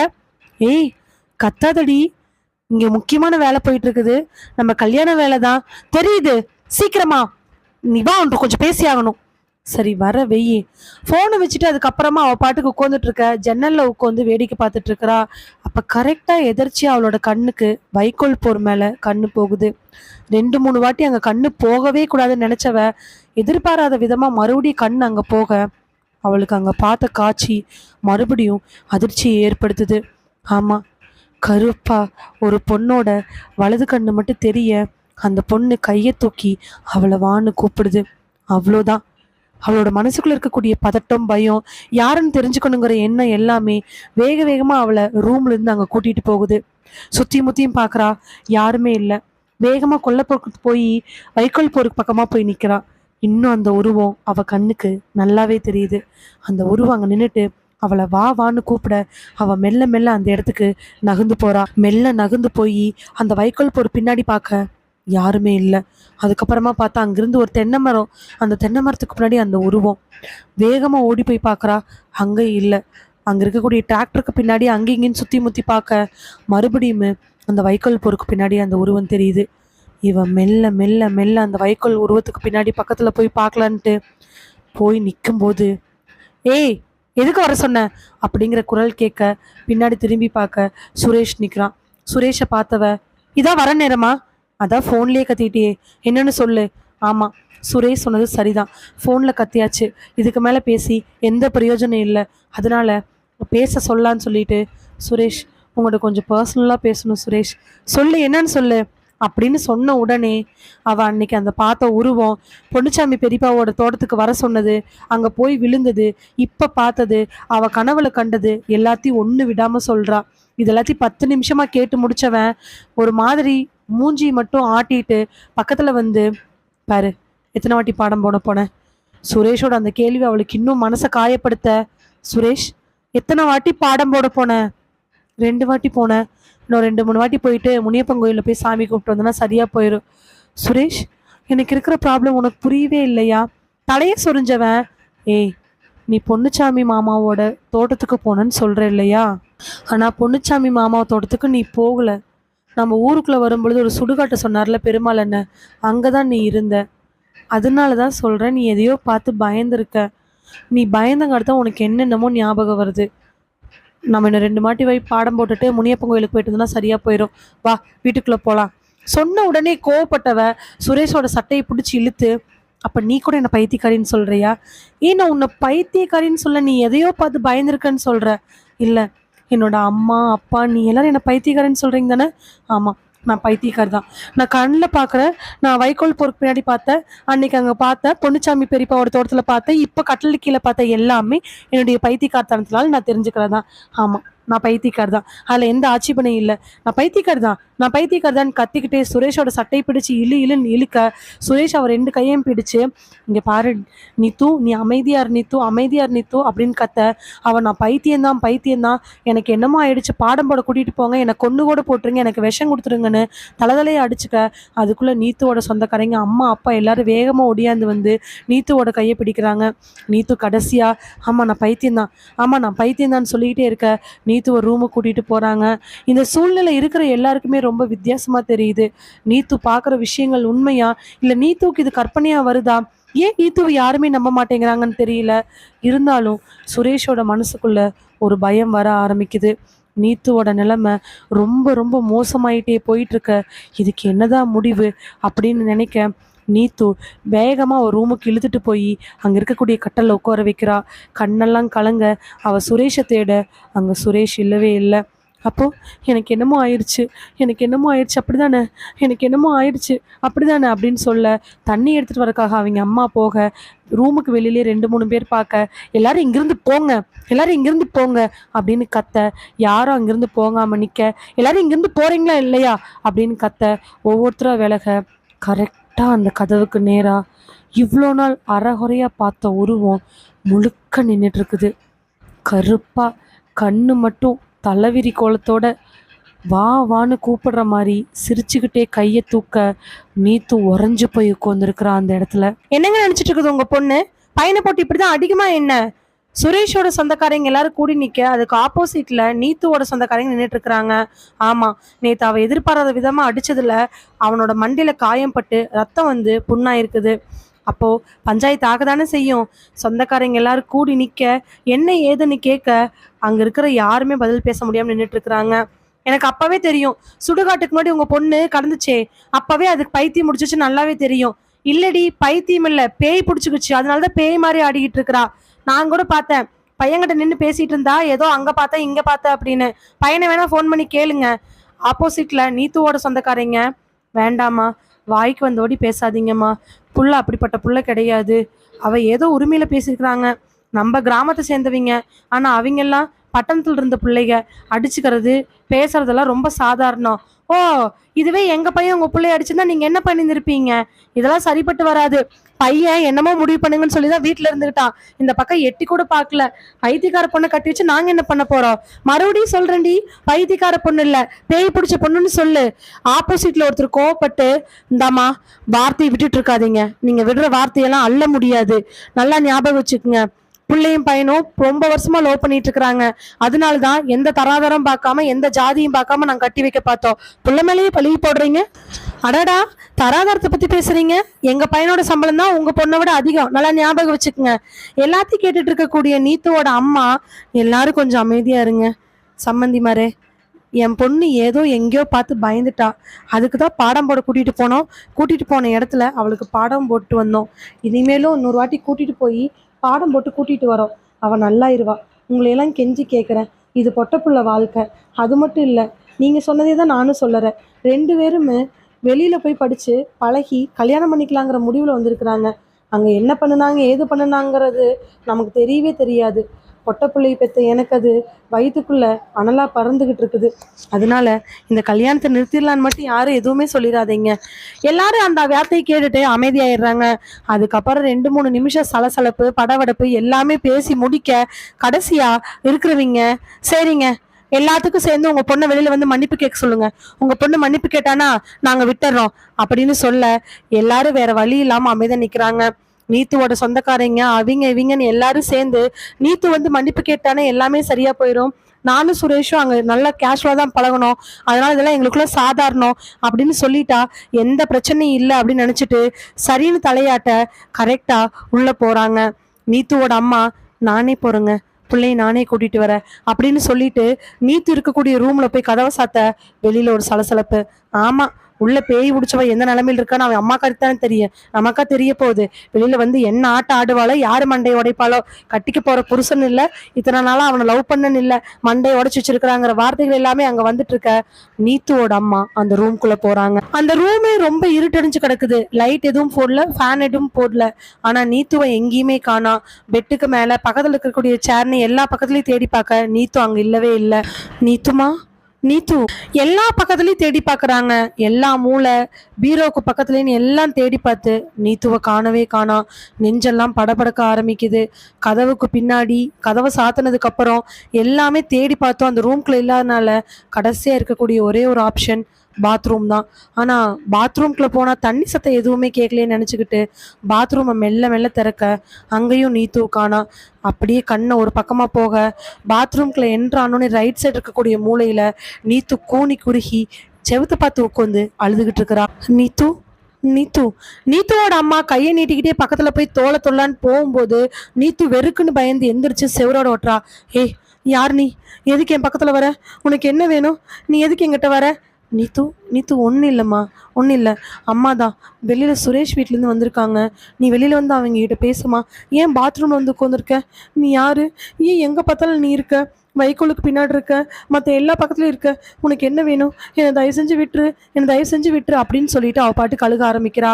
அவள் அழுக, அவங்க அம்மா அழுகன்னு மாற்றி மாற்றி அழுக நீத்து ரொம்ப சிரமப்பட்டு கஷ்டப்பட்டு வெளியில் கூட்டிகிட்டு வந்து கட்டளை உட்கார வைக்கிறாங்க.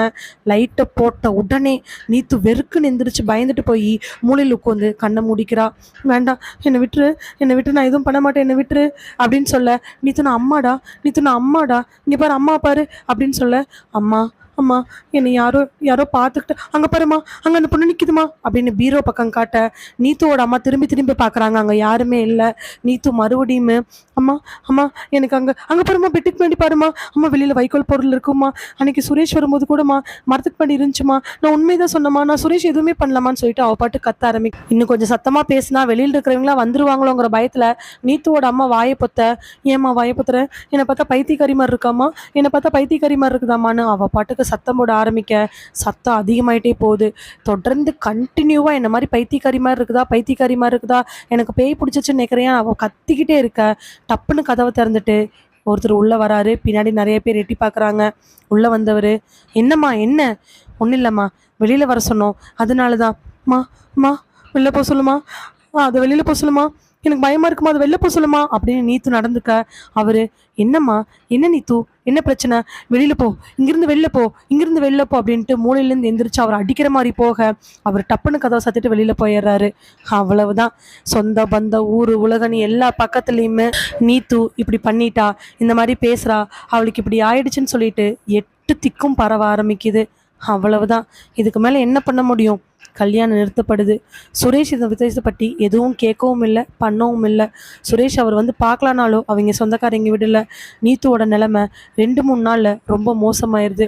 தலைமுடியெல்லாம் அவளே தனக்குத்தானே பிச்சுக்கிட்டு, அங்கங்கே தலையில் புண்ணாவும், அவளே மூஞ்சியை கீறிக்கிட்டு, கையை கீறிக்கிட்டு, கண்ணெல்லாம் ஒரு மாதிரி கருப்பாகி அவளே பார்க்கறக்கு வித்தியாசமாக இருக்கிறா. இது எல்லாருக்கும் ரொம்பவே ஆச்சரியமாக இருக்குது. நீத்து நாளுக்கு நாள் தன்னோட மனநிலையுமே தன்னோட குணத்தை இழந்துட்டு இருக்கிறது அவங்களுக்கு நல்லாவே தெரியுது. நீத்து தன்னுடைய ஒரிஜினாலிட்டி இழந்து வேற ஒரு நிலைமைக்கு போகிறது நல்லாவே தெரிய நீத்துக்கும் சுரேஷ்க்கு நடக்கிற இந்த கல்யாணம் நிற்கிது. நீத்துவா இல்லை அப்படின்னு முடிவாகுது. பக்கத்துல உட்காந்து பார்வதி அழுதுகிட்டு இருக்க, பெட்ல படுத்திருக்கக்கூடிய நீத்து எதுவுமே பேசாம இருக்கா. நீத்து, நீ நிஜமாலுமே கிணத்துல குதிப்பின்னு நான் நினச்சி கூட பார்க்கல நீத்து. நான் கோவத்தில் அப்படி வந்துட்டேன். அதுக்கப்புறமா தான் நான் பார்த்தேன். அதனால தான் பக்கத்தில் இருக்கிறவங்களாம் கூப்பிட்டு உன்னை கிணத்துல குதிச்சு காப்பாற்ற சொன்னேன் நீத்து. நான் இனிமேல் இந்த மாதிரி பண்ண மாட்டேன் நீத்து. நீத்து கிணத்துல குதிச்ச உடனே அது நீத்துவா இல்லை, கல்லை தூக்கி போட்டிருப்பான்னு நினச்சிக்கிட்டு அவள் பாட்டு கோவத்தில் போக 10 எட்டுக்கு அப்புறம் தான் திரும்பி பார்க்குறா பார்வதி. நீத்து நிஜமாலுமே கிணத்துல குதிச்சிருக்கிறா. அதை பார்த்தவ பயந்தடிச்சுக்கிட்டு அங்கே இருக்கிறவங்க இங்கே இருக்கிற கூப்பிட்டு அவளை காப்பாற்றி ஹாஸ்பிட்டலில் சேர்த்தி இப்போ வீட்டுக்கு டிஸ்சார்ஜ் ஆகி வந்திருக்கிறா. நீத்து பக்கத்தில் உட்காந்துட்டு இருக்கிறவ ரொம்ப நேரமாக அழுதுட்டு இருக்க. நீத்து 10 நிமிஷம் கிளம்பிச்சு. சரி, அழுகாத, இனிமேல் நீ எதுவும் பண்ண மாட்டல்ல. இல்லை நீத்து, நான் இனிமேல் எதுவுமே பண்ண மாட்டேன். நீ என் நோட்டில் இருக்கு, ஐஸ்கிரீம் வாங்கிக்கோ, பென்சிலை உடச்சிக்கோ, என்ன வேணாலும் பண்ணிக்கோ, அதுக்கப்புறம் நீ என்ன வேணாலும் பண்ணி, எனக்கு எந்த கவலையும் கிடையாது அப்படின்னு சொல்லிட்டு நீத்துவும் அவளும் ஃப்ரெண்டாக ஆரம்பிக்கிறாங்க. இப்படியே 2-3 மாதம் கழிய ஆரம்பிக்குது. ஒரு நாள் நீத்துவோட ஃப்ரெண்டு பார்வதி தன்னோட ஸ்கூலுக்கு முன்னாடி இருக்கக்கூடிய வேப்ப மரத்துக்கு கீழே உட்காந்து நோட்டில் மறைச்சு எதையோ படிச்சுட்டு இருக்க. நீத்து கையில் 2 சாக்லேட்டோட போய் அவன் முன்னாடி நிற்கிறா. பார்வதி அப்படின்னு சொல்லிட்டு பக்கத்தில் போக அவள் வேகமாக அதை மூடி மறைக்கிறா. பக்கத்துல உட்கார்ந்த நீத்தோ, என்னடி மறைக்கிற எங்கிட்ட இருந்து? ஒன்னும் இல்ல சொல்லு, என்னன்னு சொல்லு. ஒன்னும் இல்லடி. டக்குன்னு நோட்டை பிடுங்கி விரிச்சு பார்க்க உள்ள ஒரு பேப்பர்ல 2-3 பக்கம் ஹார்ட் போட்டு நடுவுல 4-5 லைன்ல ஒரு கவிதை. ஒரு பையனை நல்லா அழகா வர்ணிச்சு நான் உன்னை காதலிக்கிறேன் அப்படிங்கிற மாதிரியான கவிதை. அதை படிச்சுட்டு, என்னடி இதெல்லாம் சூப்பரா எழுதியிருக்க, யாருக்குடி இது? அதெல்லாம் எதுவும் இல்லடி, சும்மா இரு. பார்த்தையா, நான் தான் உன் பெஸ்ட் ஃப்ரெண்டு அது இதுன்னு சொல்லிட்டு என்கிட்ட மறைச்சிருக்க, என்னன்னு சொல்லுடி. அப்படி இல்லை, சொல்லலாமா வேண்டாமான்னு தெரில, அது வேற மாதிரி ஆயிரும், சொல்லுடி என்னன்னு. உனக்கு என் அத்தை பையன் தெரியும் தானே? அத்தை பையனா? எந்த அத்தை பையன் சொல்கிற? அதுதான்டி, எங்கள் அம்மா சொன்னாங்களே ஒரு நாள், ஏதோ தூரத்து வகையில் எனக்கு அத்தை பையன் அப்படின்னு. அந்த சுரேஷ். ஆமாம், அவனை நான் லவ் பண்ணுறேன்டி. ஏய், என்னடி இதெல்லாம்? ஆமாண்டி, ஒரு வாட்டி கோயில் திருவிழாவில் எங்கள் சொந்த பந்தெல்லாம் சேர்ந்து பொங்க வைக்க போயிருந்தோம். அப்போ வந்திருந்தாண்டி. அப்போ எவ்வளோ ஹேண்ட்ஸமாக அவன் பண்ணுறது எல்லாமே எனக்கு ரொம்ப பிடிச்சிருந்துச்சு. வழுக்கு மரம் ஏறினா, அந்த இது கண்ணை கட்டிக்கிட்டு பானையை உடைச்சான். எனக்கு பார்த்தோன்னே பிடிச்சிருச்சு. அது மட்டும் இல்லடி, அவங்க அம்மா அப்பாலாம் கூட ரொம்ப நல்லா பேசினாங்க. அப்போ தான் ஒரு பேச்சு கேள்விப்பட்டேன், எனக்கும் அவனுக்கும் கூட கல்யாணம் பண்ணாலும் பண்ணுவாங்கன்னு. அதனால தான்டி எனக்கு அவனை நினச்சி கவிதை எழுத தோணுச்சுன்னு நான் அந்த கவிதையை எழுதினேன். அப்படியா? நிஜமாலுமா? ஆமாண்டி. ஆனால் ஆல்ரெடி ஒரு கவிதை எழுதி அவன் புக்கில் நான் வச்சேன்டி. அதை அவன் படிக்கிறதையும் நான் பார்த்தேன். ஆனால் அவன் எதுவுமே ரிப்ளை பண்ணல. இது என்னோட 2வது கவிதை. அவ்வளோதானே, கொடு, நான் போய் கொடுத்துட்றேன் அப்படின்னு சொல்லிட்டு பட்டுன்னு பிடிங்கிட்டு வேகமாக போக பார்வதி எதுவுமே பேசாமல் அப்படியே நிற்கிறா. படபடப்பாகுது பார்வதிக்கு. ஏய் வேணாண்டி, எனக்கு பயமாக இருக்குடி. நேராக போன நீத்து அந்த லெட்டரை சுரேஷை தேடி கண்டுபிடிச்சி கொடுக்க, சுரேஷ்ட எதுவுமே சொல்லாமல் லெட்டரை மட்டும் நீட்ட அவன் டப்புன்னு வாங்கி பிரித்து படித்து பார்க்குறான். படித்த உடனே சுரேஷ் என்ன நினச்சிக்கிட்டானா, அது எழுதின நீத்தும் தான் நினச்சிக்கிட்டான். தூரத்துலேருந்து இது எல்லாத்தையும் பார்த்துட்டு இருக்கக்கூடியவ நீத்து அவ என்ன பண்றான்னு தெரியாம முழிச்சுட்டு இருக்கக்கூடிய பார்வதி நீத்துவும் சுரேஷும் பேசுறத பாக்குறா. ஆனா என்னன்னு கேட்கல. சுரேஷ் நீத்துவை பார்த்து, நீ எழுதின கவிதையா? அது. ஆனா நீத்து கிட்ட பேசும்போது சுரேஷோட கண்கள்ல ஏதோ ஒரு மாதிரியான விஷயம் தெரிய அவன் அமைதியாகிறான். ஆல்ரெடி என் புக்ல இதே மாதிரி ஒரு கவிதை இருந்துச்சு, இதே டிசைன்ல, அது நீயா? அது வந்து என் ஃப்ரெண்ட்ஸ்லாம் சொன்னாங்க, உன் கிளாஸ்ல ஒரு பொண்ணு இதே மாதிரி பார்த்துட்டு இருக்கான்னு, அந்த பொண்ணு நீ தானா?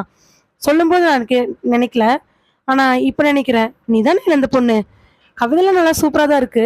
ஆனா எழுதுறதுக்கான அர்த்தம் என்னன்னு தெரிஞ்சுக்கலாமா அப்படின்னு கேட்டு சிரிச்ச உடனே நீத்து வேக வேகமா ஒடியாந்துடுறா.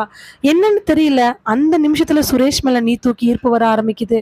2 கவிதை எழுதுனது நாம தானே அவன் நினைச்சிட்டு இருக்கான். அதனால இனிமேல் அப்படியே கன்டினியூ பண்ணலாமா அப்படின்னு அவளுக்கு ஒரு யோசனை வருது.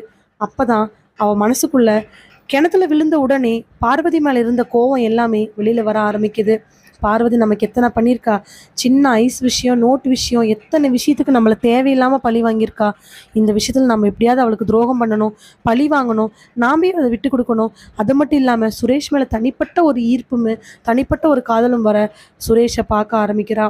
10 நாள் அவளுக்கு சுரேஷை பார்த்து ரொம்பவே பிடிச்சி போக, அதுக்கப்புறம் பார்வதிகிட்ட போய் கவிதை எழுதி தர சொல்லி, நீத்து நே நான் கொடுத்துறேன்டி, உன் லவ் சக்ஸஸ் ஆகும்டி, நீ எதுவும் கவலைப்படாதடி, நான் பார்த்துக்கிறேன்டின்னு பார்வதி ஒரு பக்கமாக ஏமாற்றி இந்த பக்கம் தான் கொடுக்குறதா கொடுத்து அந்த காதலும் வளர ஆரம்பிக்குது.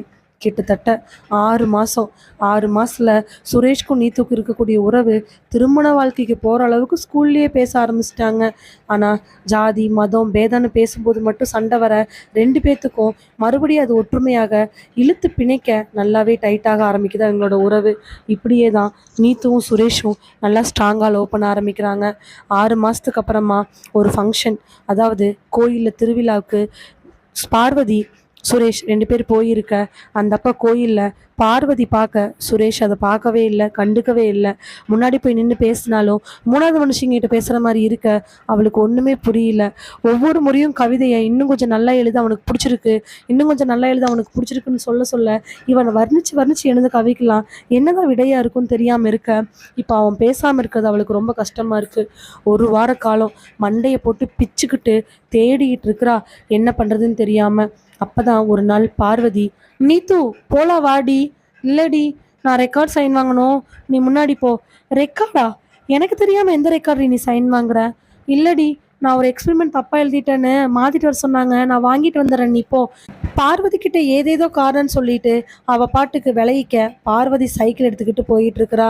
பார்வதி சைக்கிள் எடுத்துட்டு வீட்டுக்கு போயிட்டு இருக்கும் பொழுது எதிர்பாராத விதமா ஒரு குறிப்பிட்ட இடத்துல போகும் பொழுது வண்டி பஞ்சராகி நின்றுது. வண்டி நின்ன உடனே என்ன பண்ணுறதுன்னு தெரியாமல் அங்கேருந்து உருட்டிட்டு போகலான்னு சொல்லிட்டு உருட்ட ஆரம்பிக்கிறா. கிட்டத்தட்ட ஒரு 10 நிமிஷம் நடந்ததுக்கு அப்புறமா அங்கே ஒரு சைக்கிள் மரத்துக்கு பின்னாடி இருக்கிறத பார்க்க அதோட நீத்துவோட சைக்கிள் மாதிரி இருக்குது. பார்வதி அதை பார்த்துட்டு, நீத்துவோட சைக்கிள் மாதிரி இருக்கே அப்படின்னு சொல்லிட்டு அதுக்கு அப்படியே கொஞ்சம் தள்ளி இருக்கக்கூடிய மரத்துக்கு பக்கத்தில் பார்க்க அங்கே சுரேஷோட சைக்கிள் இருக்குது. என்னது, நீத்துவோட சைக்கிளும் சுரேஷோட சைக்கிளும் எங்கே இருக்குது, என்னவா இருக்குன்னு தெரியலையே. இது நீத்துவோட பொன்னுச்சாமி பெரியப்பா தோட்டம் தானே. அவள் அடிக்கடி சொல்லுவாளே போகும்போது எங்கள் பொன்னுச்சாமி பெரியப்பா தோட்டத்தில் மாங்காய் போட்டிருக்காங்கன்னு, அதுதானே அப்படின்னு சொல்லிட்டு மெல்ல மெல்ல நடந்து போய் பார்க்க அங்கே குளத்தில் இருக்கக்கூடிய திட்டில் நீத்துவும் சுரேஷுக்கு வந்து பேசிகிட்டு இருக்காங்க. சுரேஷ் நீத்துவோட மேலே கையை போட்டிருக்க, நீத்துவோட கையை பிடிச்சிருக்க. 2 பேரும் ஏதோ ரொம்ப ஆழ்ந்து பேசிகிட்டு இருக்கிறாங்க. கிட்டத்தட்ட படிப்பு முடிக்க போகிற ஸ்டேஜ், ஸ்கூல் படிப்பை முடிக்க போகிற ஸ்டேஜில் 2 பேரும் மாற்றி மாற்றி இப்படி பேசிகிட்டு இருக்க பார்த்த பார்வதிக்கு பயங்கரமான கோவம் வந்துடுது. உடனே போய் கேட்கலாமா வேண்டாமான்னு யோசிச்சுட்டு வேண்டான்னு முடிவு பண்ணிட்டு அழுதுகிட்டே சைக்கிளை வேக வேகமாக உருட்டிட்டு வீட்டுக்கு போயிடுறா. அடுத்த நாள் ஸ்கூலுக்கு வரல, அதுக்கடுத்த நாள் ஸ்கூலுக்கு வரல. அதனால அடுத்த நாள் சனிக்கிழமை லீவு அப்படிங்கிறதுனால காலையிலேயே சைக்கிளில் வந்து நீத்து பார்வதி வீட்டுக்கு முன்னாடி இறங்குறா. பார்வதி அம்மா வெளியில் விளைக்கழுவிட்டு இருக்க. பொண்ணு, எப்போ பொண்ணு வந்த? இப்போதாம்மா வரேன். உள்ளே இருக்காளா பார்வதி? ஆமாம் பொண்ணு, உள்ளதான் இருக்கா, போய் பேசுப்போ. என்னன்னு தெரில, 2 நாளாக தலைவலி வயிற்று வலின்னு ஸ்கூலுக்கு வரவே இல்லை. சரி திங்கக்கிழமை போகிறேன்னு சொன்னான்னு நானும் விட்டுட்டேன் அப்படின்னு சொல்ல உள்ளே போய் நிற்க அங்கே கீழே இருக்கக்கூடிய பாயில் படுத்துட்டு இருக்கக்கூடிய பார்வதி கண்ணெல்லாம் வீங்கி போய் ஒரு மாதிரி உட்காந்துருக்கா. நீத்து உள்ளே போன உடனே பார்வதி அவளை பார்த்துட்டு கோவத்தில் எந்திரிச்சு உட்காந்து திரும்பி உட்காந்துக்கிட்டா. பக்கத்தில் போய் உட்காந்தவ, பார்வதி ஏண்டி 2 நாளாக ஸ்கூலுக்கு வரல? சும்மாதான். இல்லடி, என் மேலே ஏதாவது கோவமா? இல்லை. உடம்பு சரியில்லையா? ஆமாம். எதுவுமே பேசாமல் 2 நிமிஷம் உட்காந்துட்டு, பார்வதி சுரேஷ் உன்னை தேடினாண்டி, அவனுக்கு நீ போன வாட்டி எழுதின கவிதை ரொம்ப பிடிச்சிருந்துச்சான், இதை விட பெஸ்ட்டாக உன்னால் எழுத முடியுமான்னு கேட்டான், நான் எழுதி வாங்கிட்டு வரேன்னு சொன்னேன் அப்படின்னு சொன்ன உடனே திரும்பினவ சப்புன்னு அவளை ஓங்கி அரைஞ்சிட்றா. நீத்தும் அதை எதிர்பார்க்காம ஏண்டி இப்படி பண்ணுன அப்படின்னு அழுக ஆரம்பிக்க, ஆ உங்கள் பொண்ணுச்சாமி பெரியப்பா காட்டில் முந்தானத்து எல்லாத்தையும் நான் பார்த்தேன் அப்படின்னு சொல்லிட்டு திரும்பி படுத்துக்கிறா. துரோகி, பச்சை துரோகி, நீ எல்லாம் என்னைக்குமே உருப்பிட மாட்டடி அப்படின்னு சொல்ல நீத்து என்ன பண்ணுறதுன்னு தெரியாமல் நடுக்கத்தோடு அங்கிருந்து எந்திரிச்சு மெல்ல மெல்ல வீட்டுக்கு வெளியில் வரா. பக்கத்தில் இருக்கக்கூடிய பார்வதி அம்மாவை பார்த்து, போயிட்டு வரம்மா. பேசிட்டியா கண்ணு? பேசிட்டம்மா. அப்புறம் எதுவும் சாப்பிடாம போகிற கண்ணு? பரவாயில்லம்மா. அப்புறம் இன்னொன்று சொல்லட்டுமா? சொல்லுங்கம்மா. அன்னைக்கு நீ கிணத்துல விழுந்ததுக்கு என் பிள்ளை தான் காரணம்னு உங்கள் அப்பா கொஞ்சம் கோவமாக இருக்கிறாரு. ஆனால் காப்பாற்றினது என் பிள்ளை தான் அப்படின்னு உங்கள் அப்பாவுக்கு தெரியல. கொஞ்சம் அந்த கோவத்தையெல்லாம் மறந்துட சொல்லு கண்ணு. வேலைக்கு வந்தா வேலைக்கு வேண்டான்னு சொல்கிறாரு, அதனால தான். இல்லைம்மா பரவாயில்ல, நான் சொல்லிக்கிறேன் அப்பாட்ட. சைக்கிள் எடுத்துக்கிட்டு உருட்டிகிட்டே அவ பாட்டுக்கு போக ஆரம்பிக்கிறா. சுரேஷ்க்கு இந்த விஷயம் தெரிஞ்சிச்சு, மானமே போயிடும். கவிதை எழுதுனதெல்லாம் அவ கிடையாது, பார்வதி தான் தெரிஞ்சா. ஒருவேளை லவ்வே வேணான்னு சொல்லிட்டா. அப்பப்பா, அதெல்லாம் யோசிச்சு பார்க்கவே முடியல. இப்போ பார்வதி ஒருவேளை எல்லார்ட்டையும் சொல்லிட்டானா என்ன பண்ணுறதுன்னு தெரியல. அதுக்கப்புறம் 2 நாள் கழிச்சு பார்வதி ஸ்கூலுக்கு வர சைக்கிள் இவ துரத்திக்கிட்டே போகிறா. சைக்கிளில் துரத்திக்கிட்டு போய் ஸ்கூலில் மீட் பண்ணலான்னு பார்த்தா ஸ்கூலில் சுத்தமாக பார்வதி பேசவே இல்லை. கடைசியாக பொன்னுச்சாமி பெரியப்பா காட்டுக்கு பக்கத்துலேயே ஈவினிங் போய் நிற்க அவள் வழியை மறைச்சு பார்வதிகிட்ட நீத்து பேச பார்வதி கோவத்தில் தாம் தூன்னு கத்த ஆரம்பிக்கிறா. பின்னாடி சைக்கிளில் சுரேஷ் வர, அவன் வரான்டி ப்ளீஸ்டி, எனக்கும் சுரேஷ் ரொம்ப பிடிச்சிச்சுடி, அதனாலதான் உன் கவிதையை நான் பயன்படுத்திக்கிட்டேன். ஏன்டி நான் லவ் பண்ணக்கூடாதா? நீ லவ் பண்ணக்கூடாதுன்னு இல்லடி, நான் அவனை லவ் பண்ணுறேன்னு தெரிஞ்சோ அதுக்கப்புறம் நீ பொய் சொல்லி அவனை லவ் பண்ணிட்டு இருக்க பார்த்தியா, அதாண்டி என்னால் தாங்கிக்க முடியல அப்படின்னு பார்வதி அழுக. ப்ளீஸ்டி ப்ளீஸ், சுரேஷ் வராண்டி, அழுகாதடி அப்படின்னு சொல்ல அவள் உடனே வழி விடுறி. ப்ளீஸ் பார்வதி, இன்னொருக்கா நீ என்கிட்ட வந்து பேசின, நீ பண்ண எல்லாத்தையும் சுரேஷ்கிட்டே இந்த ஊரில் இருக்கிற எல்லாத்தையும் சொல்லிடுவேன்.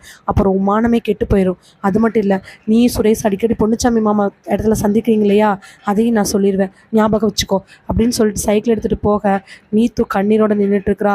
பக்கத்தில் இந்த சுரேஷ், என்னாச்சு? எதுவும் இல்லை, சொல்லு. ஒன்றும் இல்லை. ஏன் அந்த பிள்ளை என்ன சொல்லிட்டு போச்சு? இல்லை அவளுக்கு எனக்கு சண்டை, அதனால பேசாமல் போகிறா. சி, இதுக்கெல்லாம் பேசாமல் இருப்பியா என்ன? அவள் என்ன பெரியாள என்ன? அவள் பேசுனா பேசாட்டி போயிட்டு போகிறா. யார்? உன் கிளாஸா? பார்வதி தானே, உன் ஃப்ரெண்டு தானே? ஆமாம். அப்பப்போ பார்த்துருக்கேன். சரி வா போகலாம். இல்லை வேண்டாம், நான் வீட்டுக்கு போகிறேன். ஏய் பொன்னுச்சாமி அவர் தோட்டத்தில் போய் உட்காந்து பேசிட்டு போகலாம். ஸ்கூல் வேறு முடிய போகுது, காலேஜ் என்ன பண்ணோன்னு தெரியுமில்ல. இல்லை பார்த்துக்கலாம், நான் வீட்டுக்கு போகிறேன் அப்படின்னு சொல்லிட்டு அவள் பாட்டுக்கு வீட்டுக்கு போக மனசுக்குள்ளே போகும்போதெல்லாம் பயங்கரமான குழப்பம். இப்போ மட்டும் நாம் விட்டுட்டோம், பார்வதி நம்ம மானத்தையே கெடுத்துருவோம் அப்படின்னு சொல்லிட்டு 2-3 நாள் யோசிச்சுட்டு அதுக்கப்புறமா ஒரு முடிவுக்கு வரா. முதல்ல போய் நீத்து அம்மா கிட்ட உட்காந்து, ஏம்மா என்னப்பா இந்த பேய் காற்று கருப்பு இதெல்லாம் உண்மையாம்மா? இருக்கு கண்ணு. ஏன் கேட்குற? இல்லைம்மா, நம்ம பார்வதி இருக்கல்ல, ஆமாம், அவள் ஒரு மாதிரி வித்தியாசமாக பேசுகிறாம்மா. அப்படியா? என்னன்னு? இல்லை, அடிக்கடி வாய்ஸ் மாற்றி ஒரு மாதிரி பேசுகிறா, அதனால தான் அவளுக்கு ஏதாவது பிடிச்சிருக்குமோ என்னமோன்னு தெரில கண்ணு. இப்படியே அம்மா கிட்ட வேலை செய்கிறவங்கன்ட்டு அந்த தோட்டத்தில் இருக்கிறவங்கன்ட்டு ஒரு 10-15 பேர்ட்டு சொல்ல அதில் 2-3 பேர் பார்வதி அம்மாவை போய் பார்த்து விஷயத்த சொல்கிறாங்க. பார்வதி அம்மாவும் பார்வதி நடந்துக்கூடிய விஷயங்கள் எல்லாம் பார்த்துட்டு பாடம் போடுறதுக்காக 2-3 வாட்டி கூட்டிகிட்டு போகிறாங்க. இருந்தாலும் பார்வதியோட கோவம் தீர்ற மாதிரி தெரியல. பார்வதிக்கு இப்போ இருக்கக்கூடிய வேதனையே என்ன அப்படின்னா, பார்வதி இப்படி பைத்தியக்காரியாக மாற்றிட்டாங்க, பேய் பிடிச்சவளா மாற்றிட்டாங்களே அப்படிங்கிறதான். இதனால கோவப்பட்ட பார்வதி சுரேஷும் நீத்தும் லவ் பண்ணுற விஷயத்த ஒருத்தர்கிட்ட போட்டு விட்டுட்டா. ஆனால் அது பெருமளவில் அப்போ வெடிக்கவே இல்லை. இந்த இன்பிட்வீன் கேப்பில் பார்வதியை பாடம் போட கூட்டிகிட்டு போக, அதனால பார்வதி ரொம்ப மனநலம் பாதிக்கப்பட, பார்வதி பாடம் கூட்டிகிட்டு போக ஊர் முழுக்க பார்வதிக்கு பேய் பிடிச்சிட்டுன்னு சொல்ல அவ கூட யாருமே பேசாமல் இருக்க கிட்டத்தட்ட 1 மாதம் பார்வதி இதே மாதிரி படாத பாடுபட்டு ஒரு நாள் ஆத்திரத்தில் கிணத்துல போய் குதிச்சிட்றா. கிணத்துல குதிச்சவ பொன்னம்மா மிதக்க ஆரம்பிக்கிறா. இந்த விஷயம் தெரிஞ்ச அடுத்து கொஞ்ச நாள்லையே சுரேஷோட நீத்துவோட லவ் மேட்ரு வெளியில் தெரிய அது வேற விஷயமா மாற ஆரம்பிச்சிருச்சு. பார்வதியோட இறப்புக்கு முழுக்க நீத்துவே காரணமாக மாற ஆரம்பிக்கிறா. நீத்துவுக்கு 2 பயம்.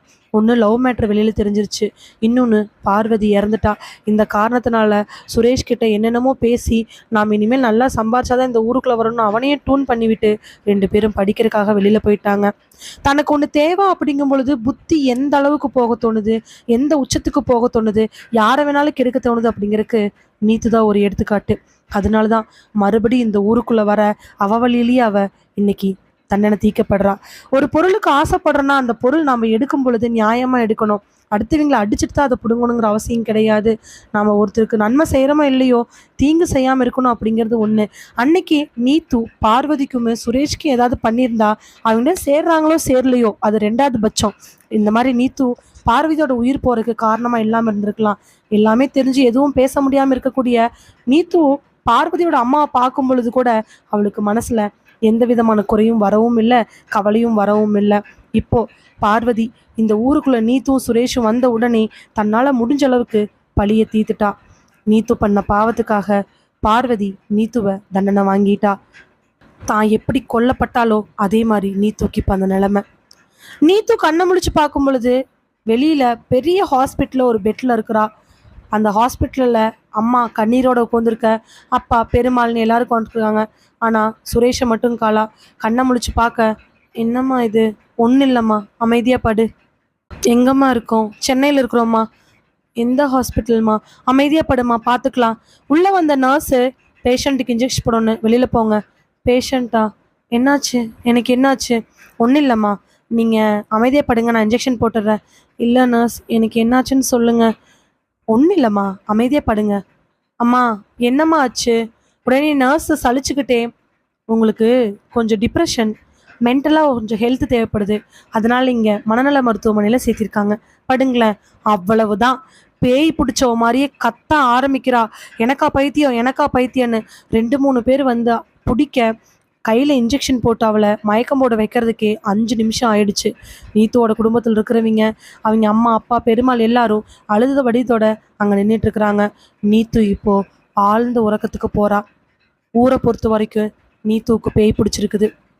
இந்த உலகத்தை பொறுத்த வரைக்கும் நீத்து பைத்தியக்காரி. பார்வதியை என்ன பண்ணி நீத்து கொன்னாலோ இன்னைக்கு அவளுக்கு அதே பேர் வந்துருச்சு. எல்லாருக்கும் நாம முடிஞ்ச அளவுக்கு உதவி பண்ண பார்க்கணும். முடியாத பட்சத்துக்கு அந்த உதவி பண்ணவும் கூடாது, அதுக்கு பதிலாக கெடுதலும் பண்ணக்கூடாது. ஏன்னா சின்னதாக விதைச்சோம்னா பெருசாக வளரும். அது மரமாகவும் இருக்கலாம், செடியாகவும் இருக்கலாம், ஆலமரமாவாக கூட இருக்கலாம். அதனால விதைக்கிறத நல்லதாகவே விதைக்கணும். அவ செஞ்ச பாவத்தை அவளே பல மடங்கு திருப்பி வாங்கிட்டா. பார்வதிக்கு நடந்த எல்லாமே நீத்துக்கு இப்போ திரும்பி நடந்துருச்சு. இதில் யார் மேலே நியாயம் அப்படிங்கிறது அவங்க தரப்பை பொறுத்து. இதோட இந்த கதை நிறைவடைகிறது. இதே மாதிரி கதைகளை கேட்க மறக்காம சிந்தனை பெட்டகத்துக்கு வாங்க. மறுபடியும் வேறு ஒரு கதையோட உங்களை சிந்தனை பெட்டகத்தில் சந்திக்கிறேன். அது வரைக்கும் நன்றி. இந்த கதையில் வந்திருக்கக்கூடிய நிகழ்வு, பெயர், கதாபாத்திரம், ஊர் எல்லாமே முழுக்க கற்பனையானது. யாரையும் எதற்காகவும் குறிப்பிட்டு சொல்லப்பட்டது கிடையாது. நீலமோனி கரையூர் என்ற கதை ஒரு பொழுதுபோக்குக்காகவும் கற்பனைக்காகவும் எழுதப்பட்ட கதையாகும். இதில் கூறப்பட்ட குறிப்பிடப்பட்ட விஷயங்கள் எல்லாமே முழுக்க கற்பனையானவை. மகிழ்வித்து மகிழ்ந்திருங்கள்.